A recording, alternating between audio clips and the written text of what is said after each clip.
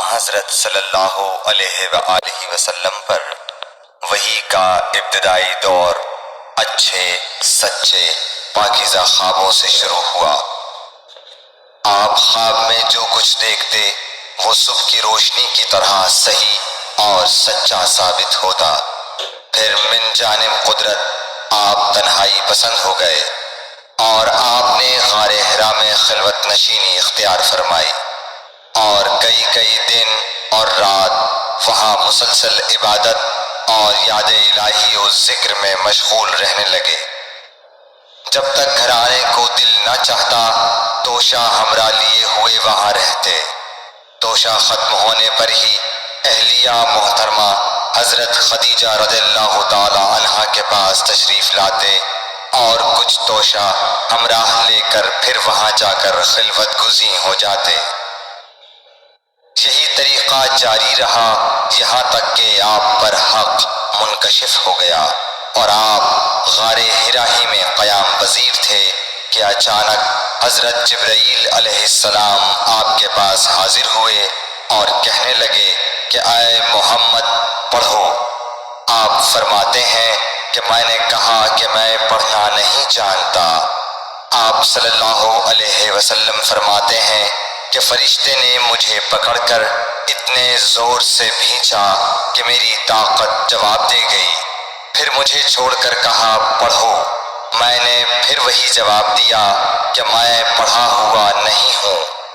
اس فرشتے نے مجھ کو نہایت ہی زور سے بھینچا کہ مجھ کو سخت تکلیف محسوس ہوئی۔ پھر اس نے کہا کہ پڑھ۔ میں نے کہا میں پڑھا ہوا نہیں ہوں۔ فرشتے نے تیسری بار مجھ کو پکڑا اور تیسری مرتبہ پھر مجھ کو بھینچا، پھر مجھے چھوڑ دیا اور کہنے لگا کہ پڑھو اپنے رب کے نام کی مدد سے جس نے پیدا کیا اور انسان کو خون کی پھٹکی سے بنایا۔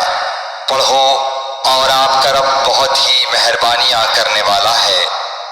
بس یہی آیتیں آپ حضرت جبرائیل علیہ السلام سے سن کر اس حال میں غار حرا سے واپس ہوئے کہ آپ کا دل اس انوکھے واقعے سے کانپ رہا تھا۔ آپ حضرت خدیجہ کے ہاں تشریف لائے اور فرمایا کہ مجھے کمبل اوڑھا دو، مجھے کمبل اوڑھا دو۔ لوگوں نے آپ کو کمبل اوڑھا دیا۔ جب آپ کا ڈر جاتا رہا تو آپ نے اپنی زوجہ محترمہ حضرت خدیجہ رضی اللہ تعالی عنہا کو تفصیل کے ساتھ یہ واقعہ سنایا اور فرمانے لگے کہ مجھ کو اب اپنی جان کا خوف ہو گیا ہے۔ آپ کی اہلیہ محترمہ حضرت خدیجہ رضی اللہ تعالی عنہا نے آپ کی ڈھارس بندھائی اور کہا کہ آپ کا خیال صحیح نہیں ہے۔ اللہ کی قسم آپ کو اللہ کبھی رسوا نہیں کرے گا۔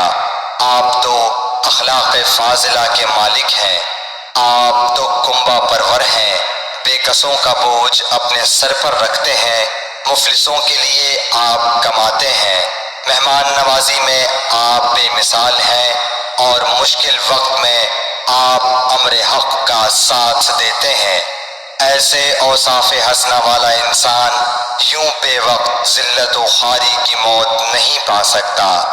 پھر مزید تسلی کے لیے حضرت خدیجہ رضی اللہ تعالی عنہا آپ کو ورقہ بن نوفل کے پاس لے گئیں جو ان کے چچا زاد بھائی تھے اور زمانہ جاہلیت میں نصرانی مذہب اختیار کر چکے تھے اور عبرانی زبان کے کاتب تھے۔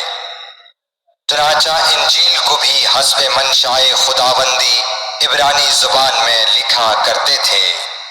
انجیل سریانی زبان میں نازل ہوئی تھی، پھر اس کا ترجمہ عبرانی زبان میں ہوا۔ ورقہ اسی کو لکھتے تھے۔ وہ بہت بوڑھے ہو گئے تھے، یہاں تک کہ ان کی بینائی بھی رخصت ہو چکی تھی۔ حضرت خدیجہ رضی اللہ تعالی عنہا نے ان کے سامنے آپ کے حالات بیان کیے اور کہا کہ اے چچا زاد بھائی، اپنے بھتیجے محمد صلی اللہ علیہ وسلم کی زبانی ذرا ان کی کیفیت سن لیجئے۔ وہ بولے کہ بھتیجے آپ نے جو کچھ دیکھا ہے اس کی تفصیل سناؤ۔ چنانچہ آپ صلی اللہ علیہ وآلہ وسلم نے از اول تا آخر پورا واقعہ سنایا، جسے سن کر ورقہ بے اختیار ہو کر بول اٹھے کہ یہ تو وہی ناموس معزز رازدان فرشتہ ہے جسے اللہ نے حضرت موسیٰ علیہ السلام پر وحی دے کر بھیجا تھا۔ کاش میں آپ کے اس عہد نبوت کے شروع ہونے پر جواں عمر ہوتا، کاش میں اس وقت تک زندہ رہتا جب کہ آپ کی قوم آپ کو اس شہر سے نکال دے گی۔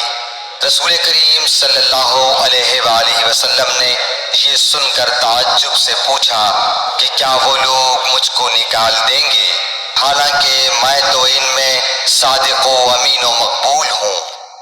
ورقہ بولا، ہاں یہ سب کچھ سچ ہے، مگر جو شخص بھی آپ کی طرح امر حق لے کر آیا لوگ اس کے دشمن ہی ہو گئے ہیں۔ اگر مجھے آپ کی نبوت کا وہ زمانہ مل جائے تو میں آپ کی پوری مدد کروں گا۔ مگر ورقہ کچھ دنوں کے بعد انتقال کر گئے، پھر کچھ عرصے تک وحی کی آمد موقوف رہی۔